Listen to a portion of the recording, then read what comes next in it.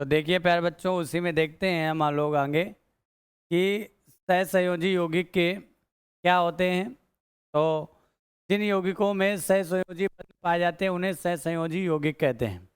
ठीक है प्यारे बच्चों, जैसे आप लोग पीछे पढ़ा है इस प्रकार से सहसंयोजी यौगिक को हम लोग एग्जाम्पल के तौर पे समझा था।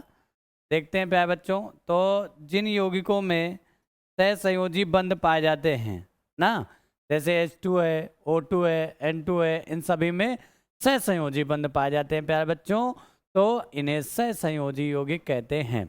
जैसे सहसंयोजी बंध का मतलब हमने बताया था, जब इलेक्ट्रॉनों की बराबर की साझेदारी होती है तो ऐसे बंधों को सहसंयोजी बंध कहते हैं।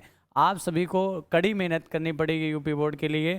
तो इसी प्रकार से आगे देखते हैं कि आगे क्या है प्यारे बच्चों हमारा टॉपिक, सहसंयोजी यौगिक के गुण क्या है। सहसंयोजी यौगिक के गुण, तो पहला गुण है सहसंयोजी यौगिक ठोस, द्रव, गैस हो सकते हैं, यानी ये तीनों फॉर्म में हो सकते हैं, पदार्थ की तीनों अवस्थाओं में हो सकते हैं, ठोस, द्रव, गैस। फिर दूसरा क्या है, जैसे एग्जाम्पल में आपको दिया गया है प्यारे बच्चों, जैसे दिया गया है ग्लूकोज, फिर दिया गया है चीनी, यूरिया, क्लोरीन और आदि। यानी कि देखा जाए बच्चों तो ग्लूकोज ग्लूकोज दिया गया है, और क्या दिया गया है, चीनी दी गई, यूरिया दी गई, क्लोरीन दिया है। क्लोरीन देखिए गैस फॉर्म में, यूरिया सॉलिड फॉर्म में होगी, चीनी सॉलिड फॉर्म में होगी, ग्लूकोज लिक्विड फॉर्म में होगा। आगे बात समझ में। इसी तरीके दूसरा है सहसंयोजी बंध। सहसंयोजी बंध लिखा है यौगिकों के गलनांक तथा क्वथनांक निम्न होते हैं, यानी कि इनके जो गलनांक यानी गलने की क्षमता, टूटने की क्षमता कैसे होती है, निम्न होती है, बहुत कम होती है बच्चों। जैसे एग्जांपल, नेप्थलीन यौगिक का गलनांक 80 डिग्री सेल्सियस होता है। कार्बन टेट्रा क्लोराइड का क्वथनांक 77 डिग्री सेल्सियस होता है।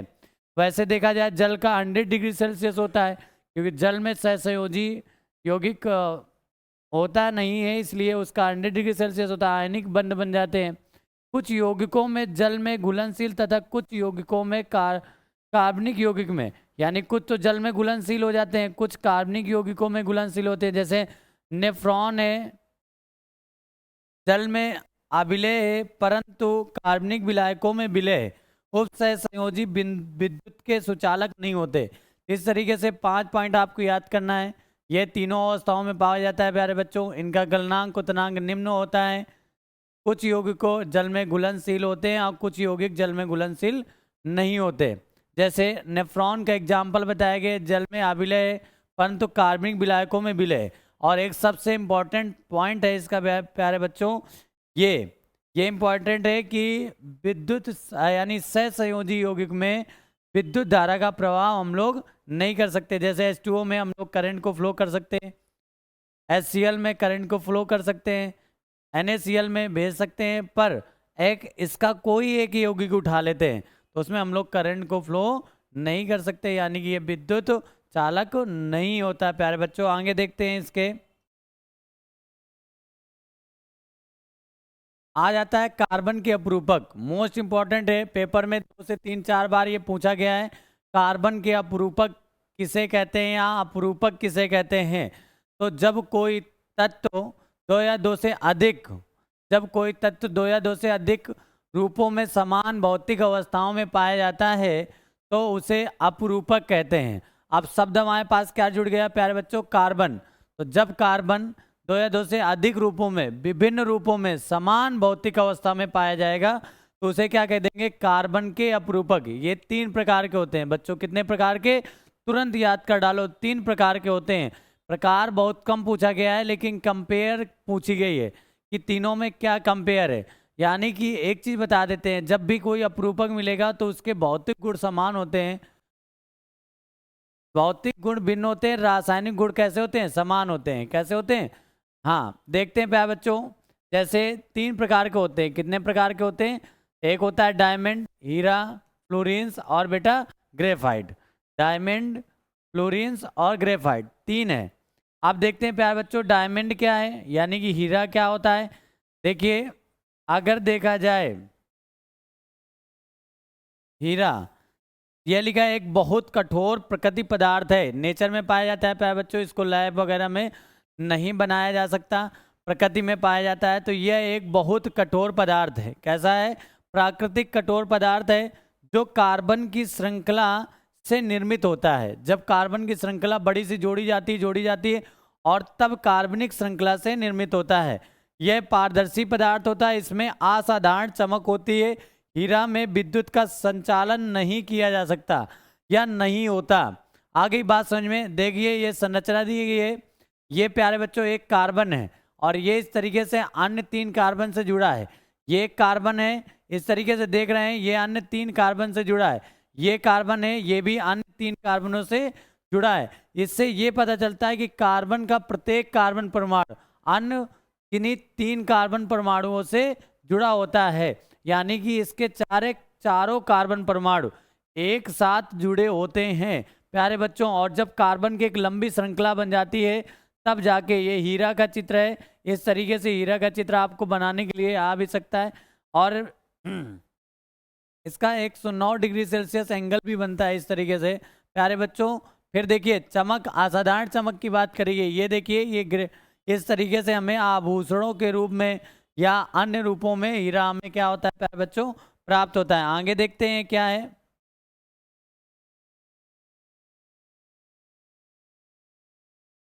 देखते हैं हीरे की संरचना क्या है प्यारे बच्चों। हीरे की संरचना, तो हीरे में प्रत्येक कार्बन परमाणु सहसंयोजी बंध द्वारा जुड़े होते हैं। हीरे त्रिआयामी कठोर संरचना होती है। हीरे की कठोर संरचना उसको शक्ति प्रदान करती है। उसके उच्च घनत्व, उच्च गलनांक होता है। हीरे का प्रत्येक कार्बन 4 दूसरे कार्बन परमाणुओं से जुड़ा होता है। यह बात आपको समझ में आ रही है? जो बात हमने आपको पहले बता दी थी वही बात यहाँ पर लिखिए। यह हीरे की संरचना आप देख रहे हो, इसमें प्रत्येक कार्बन परमाणु आपको जुड़ता दिख रहा है। अगर ये दिख रहा है आपको फ्री, तो ये भी आगे जाके जुड़ जाएगा। ये आपको फ्री दिख रहा है तो ये भी आगे जाके जुड़ जाएगा। इस तरीके से प्रत्येक कार्बन अन्य 4 कार्बन परमाणुओं से जुड़ा होता है। ये आपको दिख रहा है, ये भी हीरा की एक संरचना है, पर इसको हम लोग बना करके रहे। ये हमारे केमिस्ट्री में कुछ इस तरह से हीरे दिखेगा। अगर आप केमिकल में ध्रुव कार्बन की संरचना इसको देखोगे तो इस तरह का, लेकिन जब आपको ऐसे बाहर मिल जाएगा हीरा तो किस तरह का दिखेगा, इस तरह के चमक। बोले सर ये तो कार्बन है, कोयला होना चाहिए, पर इतनी चमक कैसे? तो यही तो है कार्बन के। जब कार्बन को उच्च क्वांटिटी में ले लिया जाता है तो यही एक जाके जटिल अणुओं का निर्माण करने लगता है। कार्बन वैसे गैस अवस्था में पाया जाता है, कार्बन लिक्विड अवस्था में पेट्रोल है, डीजल है, पेट्रोलियम, कार्बोहाइड्रेट है, सब में तो कार्बन है। जितनी भी चीजें सब में कार्बन है, कार्बन का स्रोत ही कार्बन है। आगे इंट्रोडक्शन तो हमने बताया ही कार्बन का आपको, और ये पेपर में पूछा जाता है। प्यारे बच्चों आप लोगों को बिल्कुल लर्न करना है। देख रहे हैं फिगर बनाना बेसिकली बिल्कुल सिंपल है। कुछ इस तरीके से तुरंत जो है 3 पॉइंट ड्रॉ कर दिया करिए इस तरीके से, और ये बन गया, ये बन गया। फिर इसके नीचे जस्ट 3 पॉइंट, एक पहले बेंजीन की संरचना बना लीजिए। फिर उसके बाद देखते हैं इधर से एक पॉइंट ले लेते हैं। फिर प्यारे बच्चों इधर से एक पॉइंट नीचे बना लेते हैं, यहीं पर एक बना लेते हैं। इस तरीके से आप जो हीरे का जो संरचना बना सकते हैं, बनी हुई है। प्यारे बच्चों देखते हैं आगे इसके।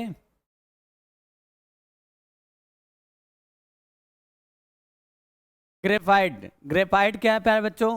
ग्रेफाइट में कार्बन का प्रत्येक परमाणु आबंधन कार्बन के 3 अन्य परमाणुओं के साथ एक ही तल पर स्थित होता है, सहसंयोजी बंध द्वारा जुड़कर, जिससे षष्ठकोणीय संरचना मिलती है, जिसमें से चौथा इलेक्ट्रॉन मुक्त, चौथा कार्बन इलेक्ट्रॉन मुक्त होता है। क्या होता है प्यारे बच्चों? चौथा कार्बन इलेक्ट्रॉन मुक्त होता है। आगे बात समझ में, यानी जो लास्ट वाला कार्बन होता है वो कैसा होता है? इलेक्ट्रॉन मुक्त होता है। ठीक प्यारे बच्चों, एक बार देख लीजिए जल्दी से, उसको पढ़ लीजिए और देखिए किस तरीके से इसकी संरचना बनती है।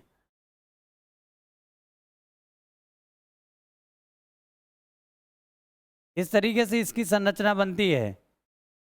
एक इससे क्या होता है प्यारे बच्चों? फ्री रहता है।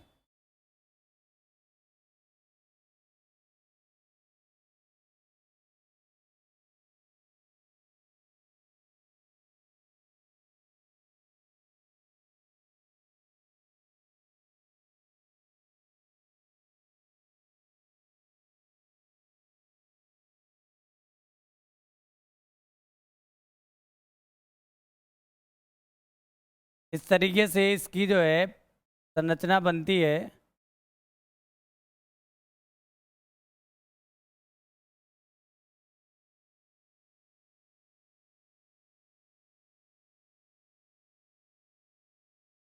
इसकी संरचना अगर आप बनाएंगे तो बहुत सिंपल तरीके से बन सकती है, उसमें कोई दिक्कत की बात नहीं है।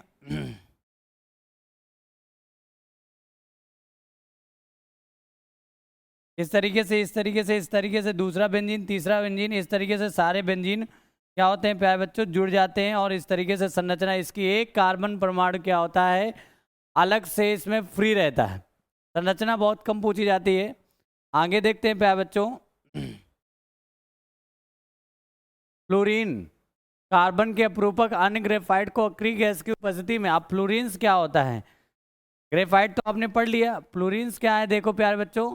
तो फ्लोरीन्स में देखा जाए तो कार्बन के अपरूपक अन्य ग्रेफाइट अक्रिय गैस की अनुपस्थिति में, यानी अक्रिय गैस की अनुपस्थिति में अगर उसको गर्म करते हैं तो हमें फ्लोरीन बनता है। क्या बनता है, फ्लोरीन बनता है। जहाँ n सम संख्या है, जैसे C60 ले लिया, C70, C80, सबसे पहले 60 की पहचान हुई थी जिसमें कार्बन परमाणु बॉल के रूप में व्यवस्थित हुआ था। जो बॉल के रूप में वो ग्रेफाइट है, वो कार्बन जब 60 की सबसे पहले पहचान हुई थी प्यारे बच्चों, जो ग्रेफाइट के रूप में हमें प्राप्त हुआ था। और वो ग्रेफाइट की जो संरचना कार्बन 60 से बनी थी, बाकी फिर कार्बन 70 बना, कार्बन 80 बना, और ये अधिक जितना ही कार्बन की श्रृंखला हम प्यारे बच्चों बढ़ाते जाएंगे उतना ही ज़्यादा से ज़्यादा कठोर हमें चीज़ प्राप्त हो जाएगी। हीरा एक सबसे कठोर है, प्राकृतिक कठोर है, लेकिन उसमें कार्बन की संख्या अत्यधिक है, और फ्लोरीन उनसे कम कठोर है, बॉल की जैसे संरचना में मिली हुई है। आई बात समझ में। नेक्स्ट है प्यारे बच्चों हीरे का उपयोग। इसका उपयोग कांच काटने में किया जाता है। नुकीले किनारे वाले हीरे को शल्य चिकित्सा में प्रयोग किया जाता है। आंखों को मोतियाबिंद हटाने के लिए उत्तम औजार है। ये तीन चीजों जगह हीरे का उपयोग छोटे से प्रश्न के रूप में यूपी बोर्ड में पूछा जा सकता है। आगे देखते हैं प्यारे बच्चों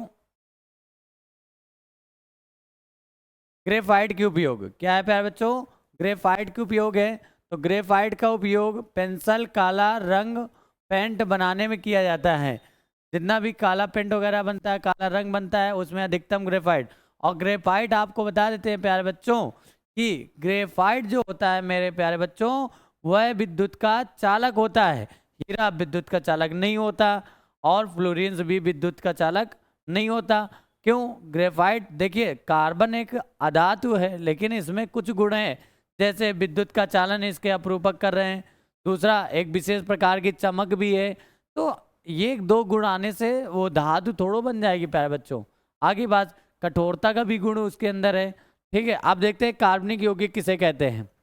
कार्बनिक यौगिक किसे कहते हैं बच्चों, ऐसे यौगिक जो कार्बन तथा हाइड्रोजन से मिलकर के बने होते हैं कार्बनिक यौगिक कहलाते हैं। जैसे HCl, फास्फोरस, N, ये कार्बनिक यौगिक हैं। तो कहते हो सर इनमें तो कार्बन कहीं है नहीं, इनमें कभी कार्बन नहीं रहा है, तो भाई कैसे कार्बनिक यौगिक हो गए। और सुनिए, जैसे HCl3 है, CO2 और Cn है, कार्बनिक यौगिक नहीं है। अब तो उल्टी वाली बात कर दी। तो प्यारे बच्चों बता देते हैं इन सभी में सहसंयोजी बंध बन रहा है। कौन सा बंध बन रहा है, सहसंयोजी बंध बनने की वजह से इन्हें कार्बनिक यौगिक कहते हैं, और इनमें सहसंयोजी बंध नहीं बनता, इसलिए कार्बनिक यौगिक नहीं कहते। अब आगे देखते हैं प्यारे बच्चों